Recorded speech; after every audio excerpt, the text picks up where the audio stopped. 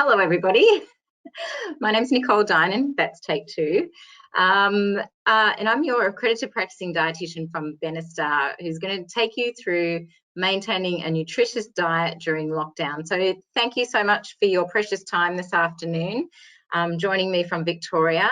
Please know that the whole country is behind you at the moment. We're really all gunning for you guys, and I'm really hopeful that some of the information I share today will be of benefit to you in trying to maintain that good health during this lockdown phase. So if you have any comments or questions throughout, please just put a note in the chat box. Can someone please just give me a signal that they can indeed hear me?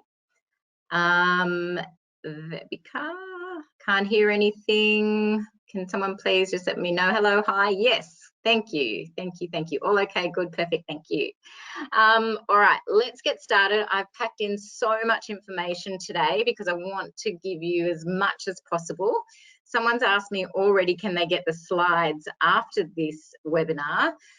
So the answer is you can come back to GoToWebinar and you can watch it again. So the slides will be there with the presentation for a second viewing if you wanted to capture any of that information. I've also put a stack of handouts in the little handout section for you today. And at the end, I'll also put my email address on one of the last slides. So if there's anything that you can't access for any reason or you need some help, you want some copies of the things I've attached and you can't download them, please let me know and I can just email them to you directly. But yes, let's get started because we'll otherwise run out of time and won't have time for questions at the end. So thanks again for joining me. Let's get into it. So we're going to start today by looking at the impact of lockdown on our food buying behaviour and also our eating habits and unfortunately our waistlines. It's been difficult for all of us, particularly you guys down there because you're on round 2 of this. But even in New South Wales, we know we really empathise so much because we've been through it once and that was hard enough. I'm going to talk about the importance of creating a food routine and then talk to you about portion sizes and balancing your healthy plate because that can sometimes be where people fall down. They're not really doing anything differently, but their portions have sort of crept up in size. So we'll show you exactly what to do there. I'm going to give you some tips for best ordering in and takeaway options because let's face it, no one wants to cook every single day of their lives. And how to avoid over snacking or overeating because that has obviously become a big problem when we're so close to the fridge and the pantry at home. And then finally, the importance of self-care. So a few tips around that just to help look after you guys whilst you're down in Victoria in lockdown. So this was before COVID. Do you remember this? Because seriously, I'm sure it felt like this before when we had all of that freedom. But then things started to change and then now, like seriously, our habits are really out of whack. So we've all got these pantry stockpiles of foods that maybe, we don't necessarily want to eat, but we maybe stock them up in the thought that we might not be able to get to the shops. And even if you can't see them, they're in the back of your head, they're calling you, right? So we want to, give some thought to that and think about how we can maybe manage that situation so it doesn't impact us in this way long term. And what we know with COVID, and there's still a lot we obviously don't know, but we do know that people who are older and have one or more comorbidities, so comorbidities are things like chronic respiratory conditions, diabetes, obesity, cardiac disease, and immunosuppression, we know that those people are more likely to experience severe disease if they do unfortunately manage to get COVID. Whereas only 10% of the patients that have contracted COVID so far have reported no comorbidities. So that's a much better outlook than having a health condition and being at higher risk. And we have a few new things to contend with as well, like the mask wearing. It's so uncomfortable, but we've just got to do it. We've got this food environment where we just are surrounded by excessive amounts of food all of the time, on top of which we've added stress, less activity, You know, we're probably not getting as much sleep because we're multitasking, we're trying to juggle kids at home, we're trying to work, the fridge is calling our name, and then we're fueling with coffee and, you know, caffeine and sugar, and then we're trying to wind down at the end of the day with alcohol, which, you know, is this cycle that then impacts our sleep, and so the story goes on. And we all know what we're supposed to do, right? Of course we do. So I'm not here to necessarily tell you that, but I'm trying to give you some ideas of where we could potentially start to get back on track. So creating a new food routine is a great place to start. So even just taking 5 minutes can really make a big impact on your health. It can save money, so that's really important at this time, and also time when we're so time poor, juggling a million priorities at the moment. So planning meals and snacks for the week ahead is absolutely a good idea. What's that old saying? Fail to plan, you plan to fail, something along those lines. Write a grocery list. So once you've decided what you're going to eat, write the grocery list that you need. Just check your pantry and freezer and fridge, and try and stick to those meals that you've planned. So if it's not in the house, you're less likely to eat it, right? So maybe it's time to do a bit of a pantry cull and get rid of some of those stockpiled items that are going to undo your best efforts. Planning what to snack on, yes, I've said this for a second time because it's really important, is something that we may not put as much emphasis on as planning meals, but really it is just as important as planning our meals ahead, because it's snacking where a lot of people do come undone. Same with water, planning how much water we're going to drink. When we're inside, we've potentially got the heating on all day, we can become quite dehydrated. And if you haven't sort of got into a routine at home where, you know, you haven't got a jug on your desk like you might do at work, you might find that you're drinking less. And hydration is really critical to our health and also to us feeling well. And I'll talk about that a little bit more later also. I know you've only got an hour outside for exercise each day, so the guidelines would suggest that we do at least 30 minutes per day, and you're probably all taking advantage of that because it's the only time you can get out. But movement at home is just as important, so we're going to talk about that a little bit more today as well. It's vital just for not only the body, keeping the intestines moving, so keeping everything working well, but also our mind. It just really helps to clear your head once you're able to do a little bit of movement. If you're working, try not to overbook yourself with meetings and schedule in some downtime for yourself each day. So maybe even a bath. It might just be the shower. When you get in the shower is the only time you get to yourself. But really just taking some time to try and breathe deeply and relax. And aim to get 7 to 9 hours sleep each night is the optimal for adult health. So if you're getting less than that, then we do find that that can impact health conditions as well. So there's a little reference at the bottom of that slide, a book called Work Smarter, Live Better. If you're someone that needs a little bit of assistance with planning, or even if you're just looking for a good book to read, this is one of the best books I've read on planning and organisation. And it's tips that you wouldn't necessarily think of, and it just really empowers you to try and get on top of your routine. So I would highly recommend that book. Goal setting is obviously part of planning, and choosing something which you feel is achievable, I think, is a good place to start. So as I said, there's going to be a lot of information today, so I don't want to overwhelm you to think that you have to take on all of these suggestions at once, but potentially choosing one of these areas to focus on. And we're going to delve into each of those in a little bit more detail. So either planning healthy meals and snacks, mindful eating and hydration, or that focus on self-care. So whichever one you feel is most important to you at the moment to help support your health, I'll give you a little bit more detail on each. So let's get into planning the healthy and, of course, very tasty meals and snacks, because we eat with our eyes, so we want to make sure it looks good and obviously tastes good and scrumptious. So we want to be having a lot more of these kind of foods, so fruits, veggies, whole grains, nuts, seeds, legumes. And it's never too late to start. And it could be that some of those things actually come from the pantry or the freezer. It doesn't have to all be fresh food, particularly at this time. So I think in the handout, excuse me, that you've been sent for today, you'll see that there's some lists of what to have in the cupboard and some healthy meal suggestions as well. So that's hopefully something that can supplement what we talk about today. And one of the reasons that I'm going to have a big focus on plants today is that they're probably our best weapon against COVID-19 until we have a vaccine. And that's because they can really help boost our immunity and also our mood. There is now evidence, there's a trial called the SMILES trial, which is one of the groundbreaking trials related to food and mood. That really do support now the impact of our diet on those different areas of our well-being.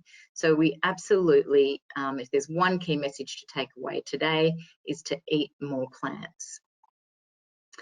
And that's because, a good reason, they're going to feed our inner community of bacteria.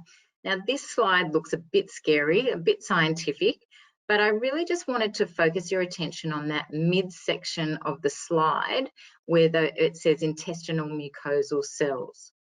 So when we have a diet that's high in plants, which is not only veggies and fruit, but also whole grains, nuts, seeds, legumes, we're feeding the good bacteria in our gut, and they help maintain a really healthy gut lining and keep those junctions in between those gut cells nice and tight. If, however, we're fueling ourselves on a whole bunch of packaged food with lots of sugar and salt and preservatives, additives, that sort of thing, we're more likely to be feeding the bad populations of bacteria in our gut. And then they also feed on the wall, the gut lining wall, and break through the wall and then allow larger particles into our bloodstream, which can cause inflammation in our body.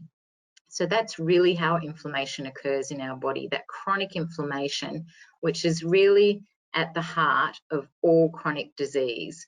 So all things, like diabetes, obesity, even mental health issues are linked back to inflammation in the body. So we really want to focus on trying to reduce that inflammation in the body.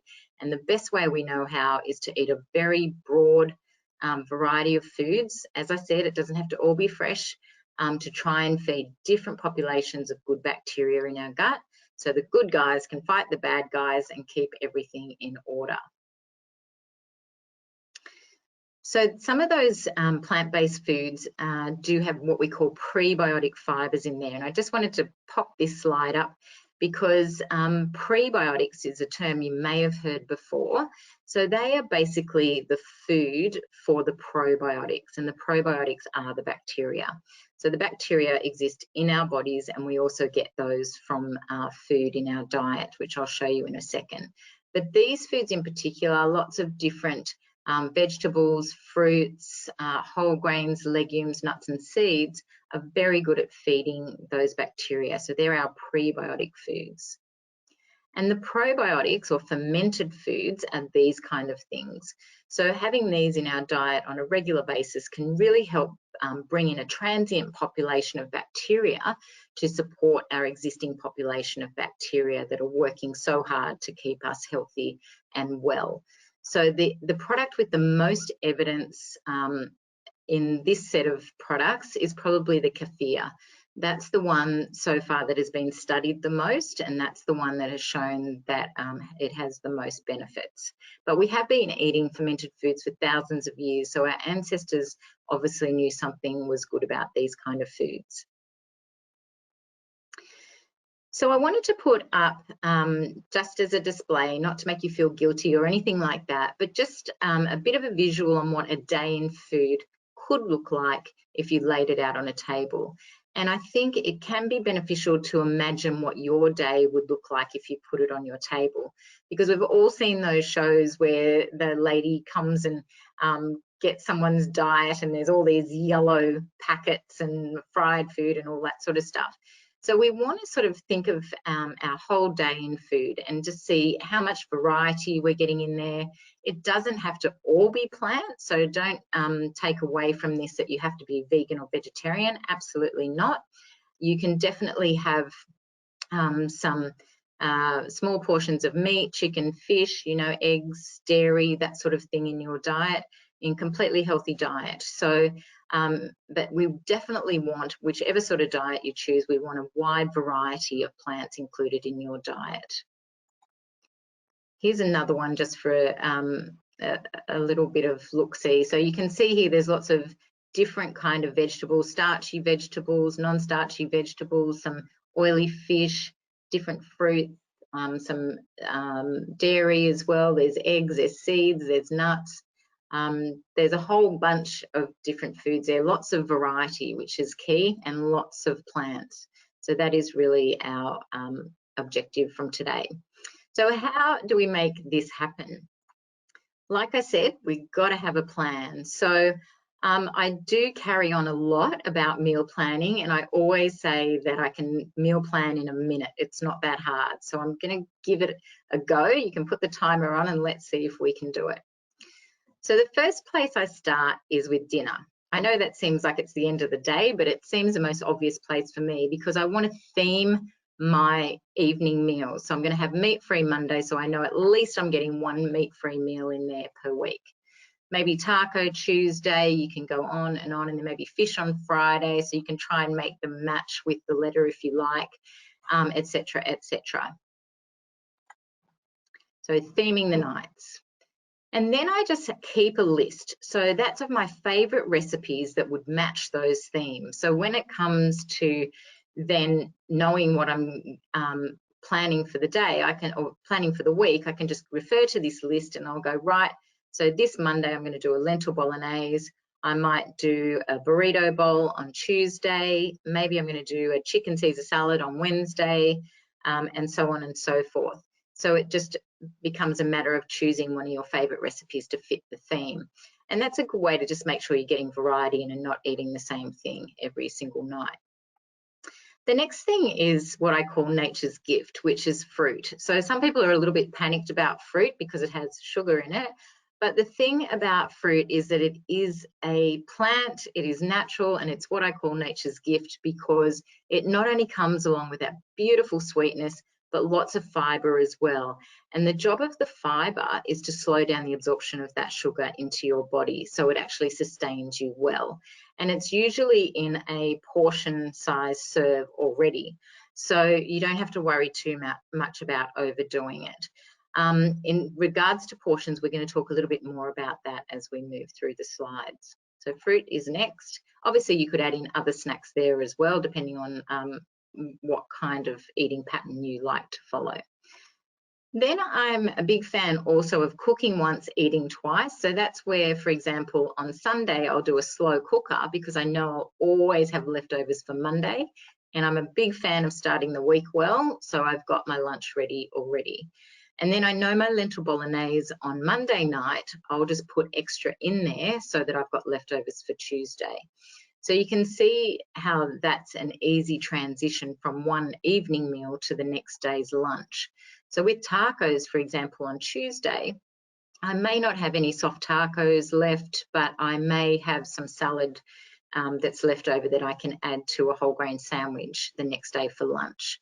So I'm always trying to maximise the use of my ingredients to prevent food waste and just spend less as well at the shops. And when it comes to breakfast, my last thing that I plan, I just work on a bit of a rotation, and this could change, you know, each week. But say, for example, this week I might do eggs, oats and cereal smoothie, eggs, oats and cereal smoothie, and then, well, not for you guys at the moment, not a cafe style meal, but maybe it's a homemade cafe style meal on Sunday.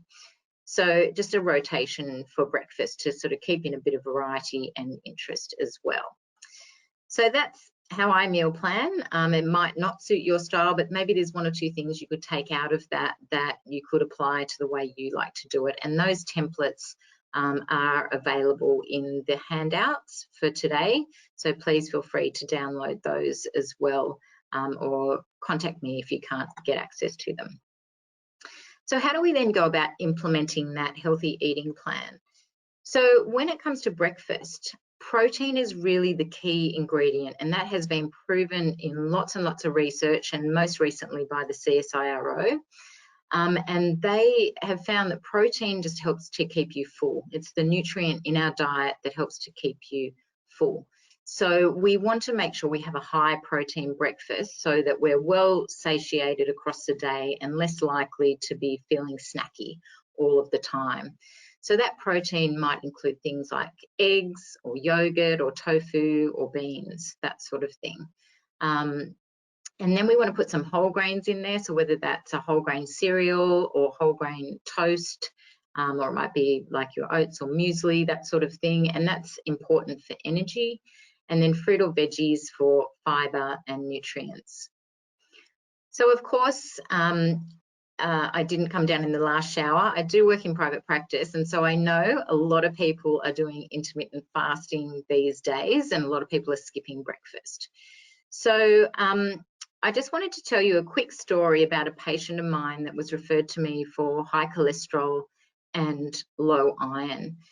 So she came in and, you know, we could have easily just sort of given her the solution to go and solve those problems with diet. But I investigated a little bit further and found that she was exercising at 6 o'clock in the morning, doing high intensity training. She then wasn't having lunch until about 1 o'clock in the day because she was doing the 16-8 fast. And so in between that 6 a.m. and 1 p.m., she was having 6 cups of caffeine. So there was 3 teas and 3 coffees. So there's the answer to her iron malabsorption. She was leaching iron from her body because she was having too much caffeine in her diet. Then when she ate at 1 o'clock, she was having a salad and, you know, protein and that sort of thing. But she was so starving by the time that she ate. She then binged in the afternoon on things like chips and chocolates. So we can now see why her cholesterol was elevated.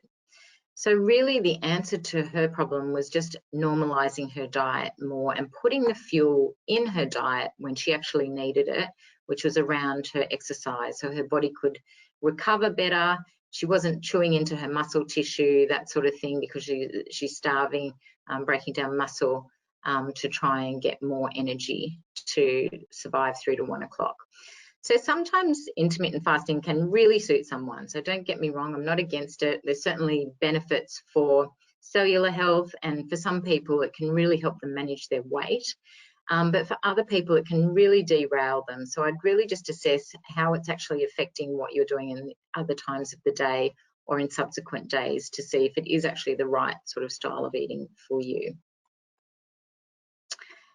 And then when it comes to lunch and dinner, this is a model that I would burn on your brain and try to live by. So this is, we know this kind of model really helps people maintain their weight. It helps ensure that they get the right nutrients in their diet. It gives them energy and it keeps them satisfied. And that's because it's got the energy food in there, the carbohydrates, so some good quality carbohydrates in there, just a small portion. It's got a small portion of protein to sort of help with managing appetite and helping with the growth and repair of cells.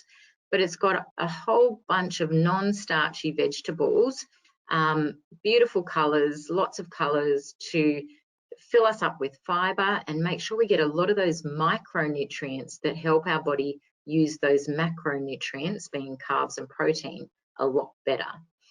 And also on the side, I've just added that little olive, because one thing that's missing from these plate models is some good fats. So we definitely want to include some good fats, and extra virgin olive oil would be a good example of something like that. The other reason I love this plate is it helps people let go of calorie counting for life, because the work's already done on that plate, believe it or not. And it doesn't matter where you go or what you're doing, you can sort of adapt that plate to many different meal options. So it could be that it's just a meat and 3 veg kind of situation that you've got there, like on the top row. Or it could be more of a mixed meal, so like bolognese or stir fries or salads, that sort of thing. But in each of those cases, we have that combination of lots of vegetables, a small portion of good quality carbs, and a small portion of lean protein or plant-based protein. I'm just going to show you some more examples. So you can adapt it to different cuisines, obviously, and also even a sandwich. So that the quarter of a plate of carbohydrates, 2 serves that go there is equivalent to 2 pieces of bread. So that's why that whole plate could be a big salad sandwich with some lean protein, and then you've met your plate model. And meals don't need to be complicated either. So it can just be something as simple as eggs on toast with veggies on the side. Maybe it's some steamed frozen veggies, or maybe you turn it into an omelette. If you don't like the texture so much of frozen veggies, you can definitely adjust that by throwing it in an omelette. Or maybe it's a soup where you've put in your legumes as your source of protein. So I'm just going to show you a quick video now on how to put together an easy burrito bowl.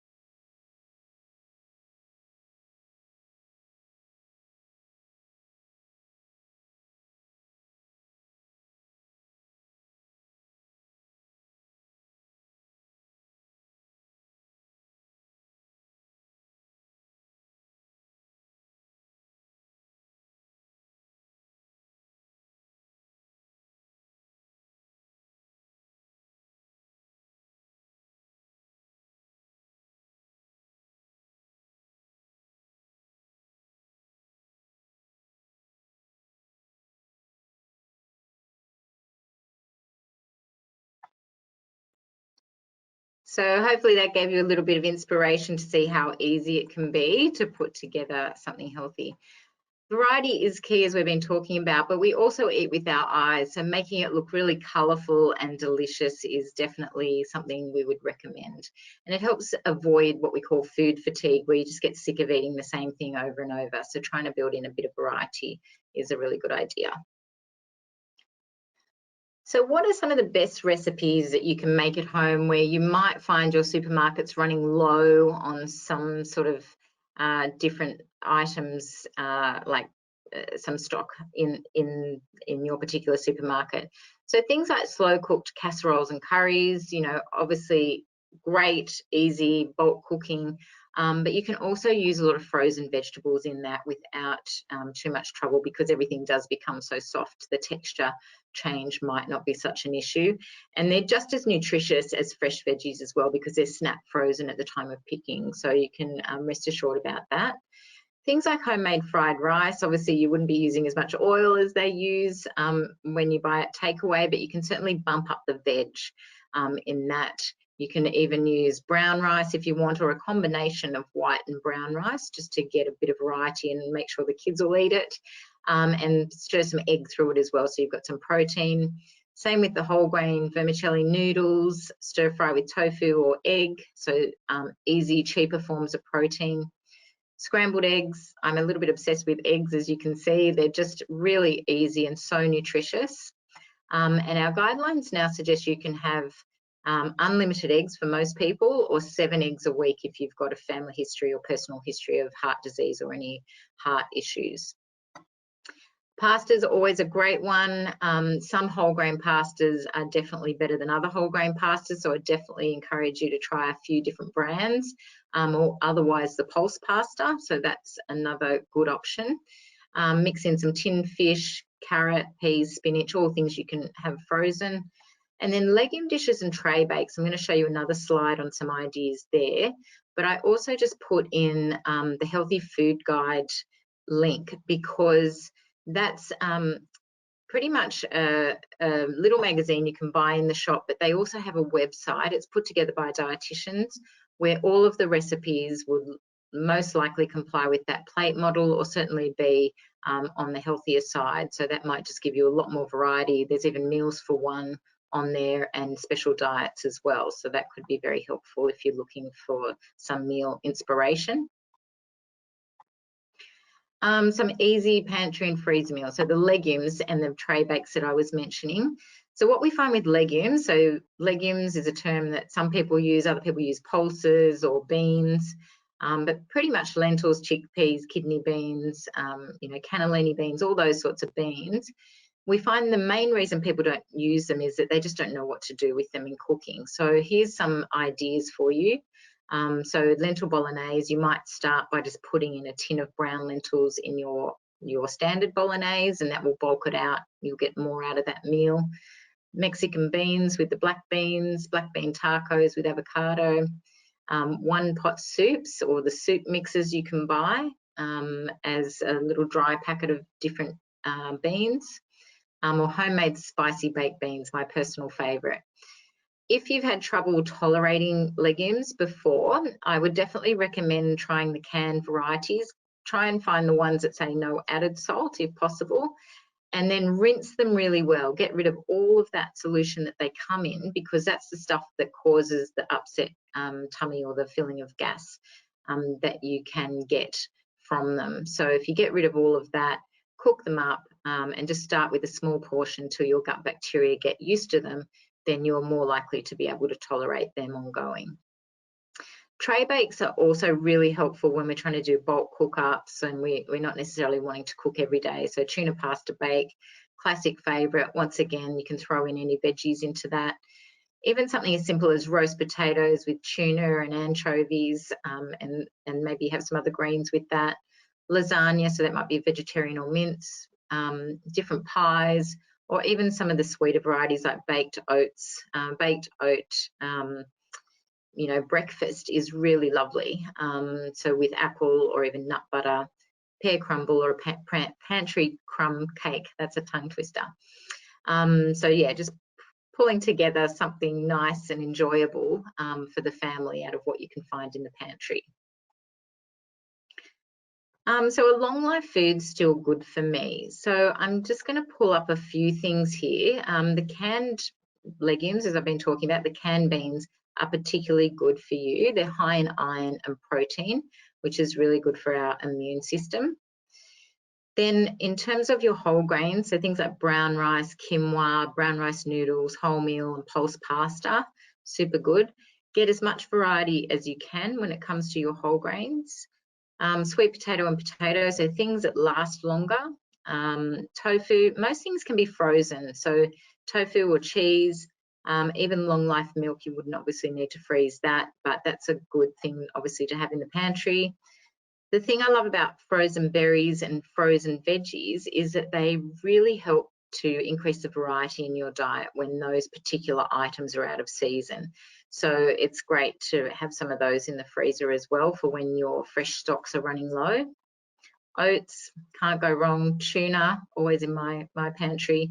And extra virgin olive oil. So this is really the healthiest oil to cook with and also to put on your salad. So that is scientifically backed. We can cook with extra virgin olive oil up to a temperature of 200 degrees Celsius. That's a good quality extra virgin olive oil, which is more than adequate for most domestic cooking, including even deep frying. So most domestic cooking, we would only go to 165 to 180 degrees Celsius. So extra virgin olive oil is perfectly good for that.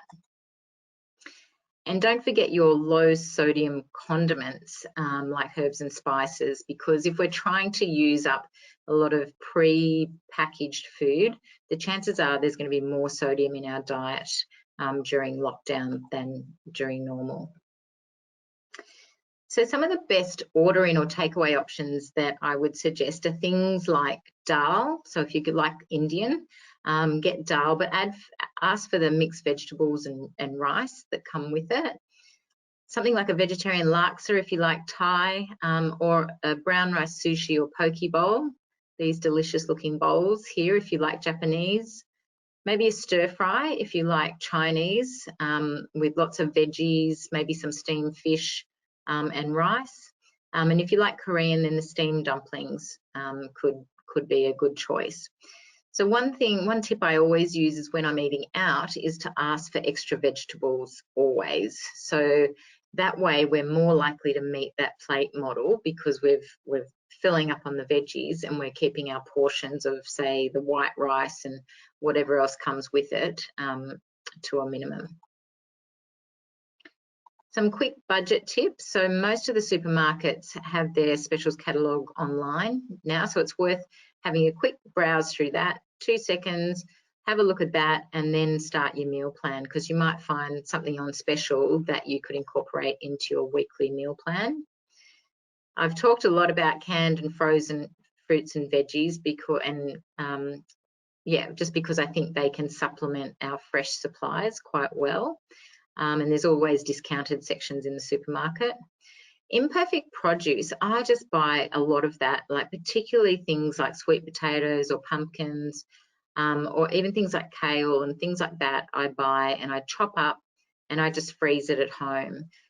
So that, you know, if I'm doing a casserole or a curry or something like that, I can just throw that in, and it's much cheaper than buying it already pre-chopped. Buying in season is no doubt always cheaper. It's everything that's on special. Shopping at off-peak times, that was a tip from one of my students who said she always goes to the supermarket on Sunday evenings because the barbecue chickens are always reduced. So there's a hot tip. Buying some cheaper protein options. So if you aren't working at the moment or your work has been cut back and you need to sort of be really budget conscious, things like legumes, tinned fish, and even eggs can be much cheaper than cuts of meat.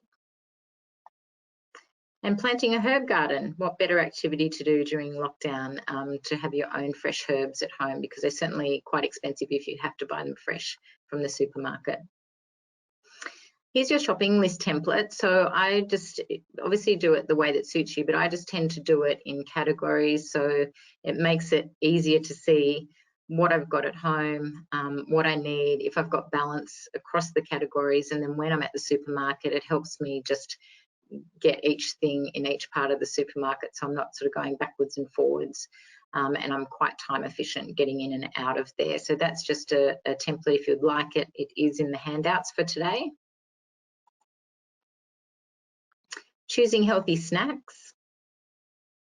So just like we've got the plate model for meals, we've also got this little model for snacks. So we know, like we mentioned, that protein is really satiating. So that keeps us feeling fuller for longer.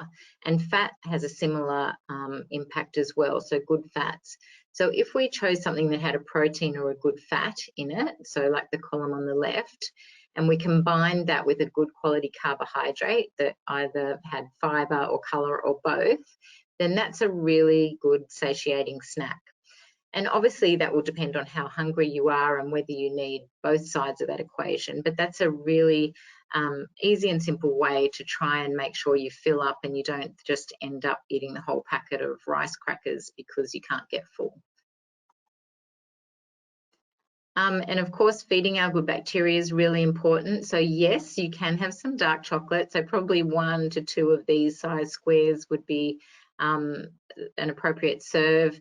70% plus is always good. You're going to get some health benefits from that.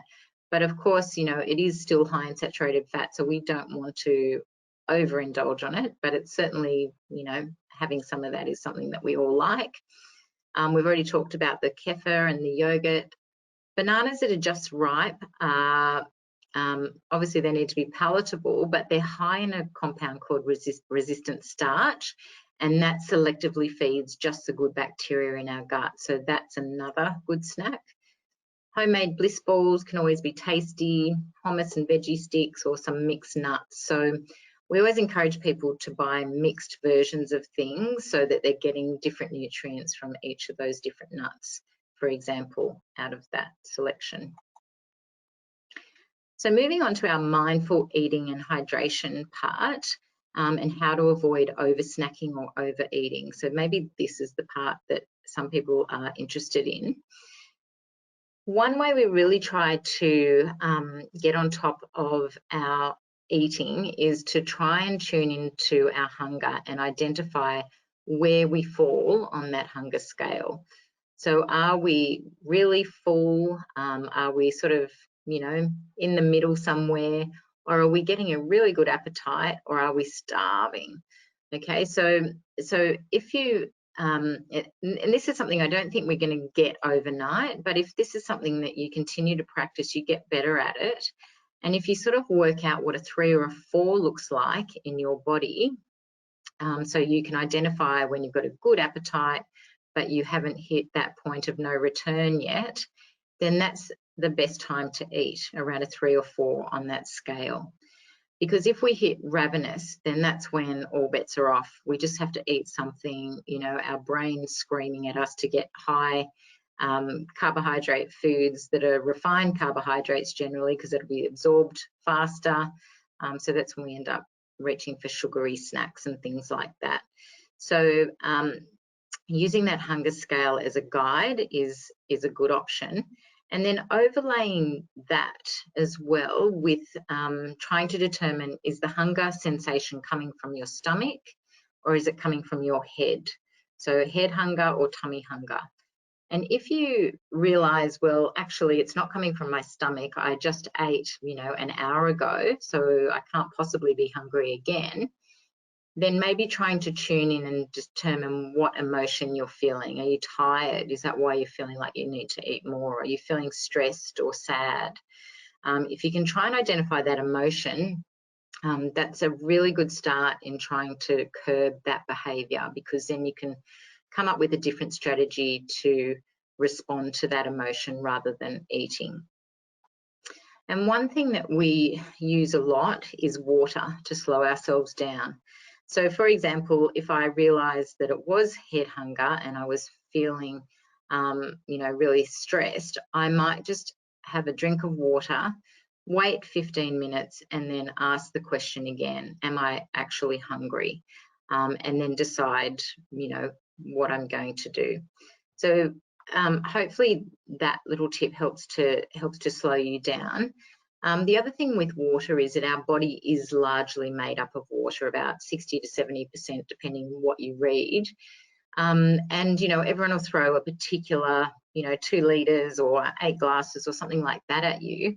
But we can be more specific in terms of your requirements by just calculating how much you need based on your weight.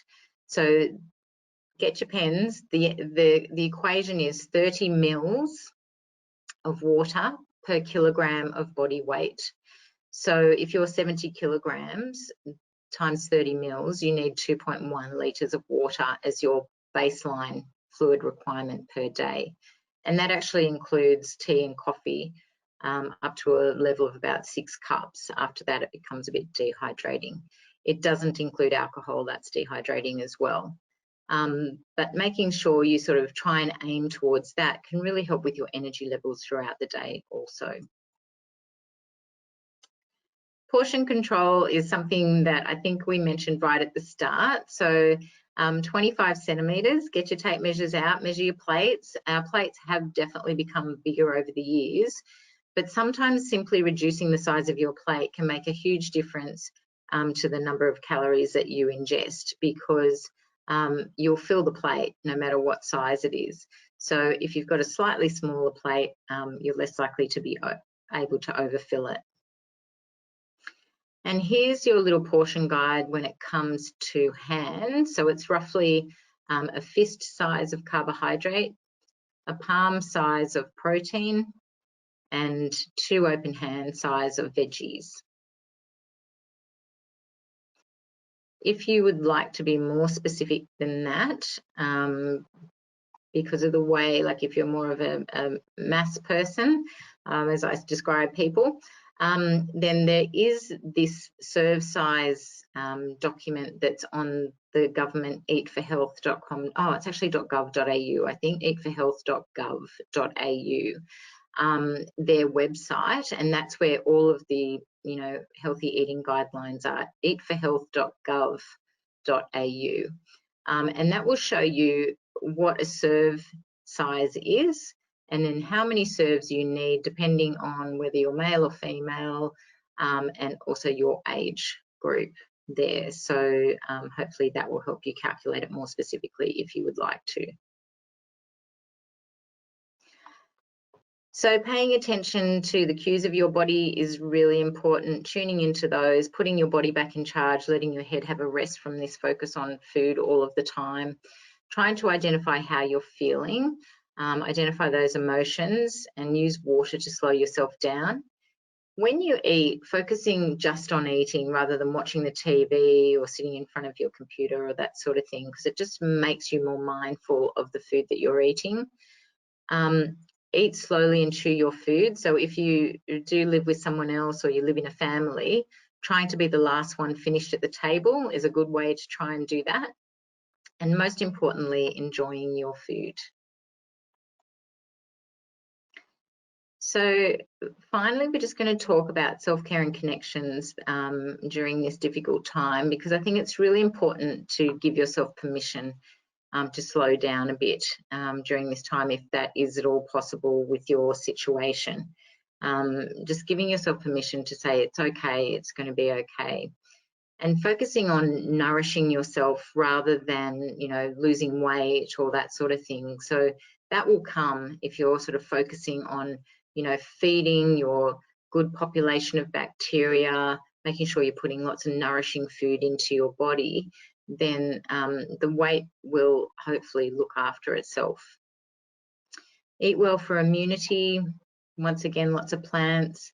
Know that food can affect your mood. So if you're feeling really low or flat, you know, eating something more nutritious is probably going to help you more than eating a bowl of, you know, Maltesers or something to that effect. So yes, avoid those highs and lows of sugary food, and aiming for 7 to 9 hours sleep per night, which is the optimal for adult health. I just wanted to pop in this slide about movement as well. So obviously you guys are restricted with your 1 hour a day of outdoor activity, but just moving more naturally at home as well can really help just to keep things on track. So, you know, the cleaner might have to go by the wayside for the while, do your own cleaning of the house, get out in the garden, that sort of thing. You know, up and down the stairs each time you need to take something upstairs rather than just leaving it on the stairs and taking it all up at once. Just look for opportunities to move more wherever possible at home. Stand up at your desk every 30 minutes or to take phone calls. And connections as well. So we all are really focused on keeping connected with everyone in Victoria at the moment. So important. And certainly at Benestar, so Benestar are your EAP provider, we have not only counsellors there to help support you, but we have a team of dietitians as well. So this really is just the tip of the iceberg today, just to give you some ideas, but we're really just sitting there waiting to take your call, help you through doing some of this planning, you know, helping you to keep things on track whilst you're in this situation that you find yourself in at the moment.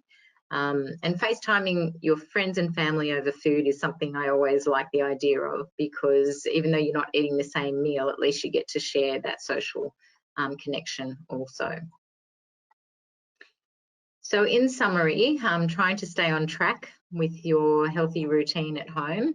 So planning is key, getting that new routine up and going with the meals and snacks. So planning your meals and snacks for the week ahead. Use the plate model as a guide for meals. So you remember half the plate of veggies, quarter of a plate of protein, quarter of a plate of carbs, other way around.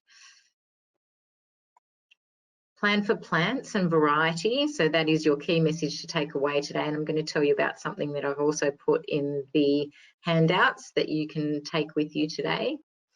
And be more mindful when you reach for snacks. So obviously snacking can be where we fall down, particularly when we're at home and we know there's a lot of things in the cupboard. So planning those snacks is key. And stay connected and be kind to yourself. And remember, we all are behind you here. We see this as a team effort. So please reach out if you need some support. We're definitely here to help you. So just on the planning for plants and variety, in the handout section, I've put our 30 plants in 7 days challenge mini ebook. So if you would like to get a copy of that, download a copy, please do so before you leave today. The 30 different plants in 7 days, it sounds hard, it's actually not that hard, and it includes a whole bunch of things. There's a tally sheet you can tick off. So if you feel like you just need something to focus your attention, that would be the thing to do that. So that's in the handout box for today. With our dietitians at Benestar, you get 30-minute personalised nutrition consultations with the team. You also get a follow-up call and some ongoing support if you need it. And it's totally confidential, and it's 100% covered in terms of cost by your employer. So why not use it? We're absolutely there to help you. All of the team are accredited practicing dietitians, so everything that we cover with you would be backed by science. So the number is 1300 360 364. That's to call the call centre at Benestar, and they'll help you find a time that suits you. If you need a sports dietitian, our sports dietitian works on Fridays. And my email address is there. My name is Nicole. If you weren't on at the start, so please feel free to get in touch if there's anything you're having trouble downloading at the end. So thank you guys for joining me. I hope you got some benefit out of it, and I look forward to hopefully seeing you all again. Take care.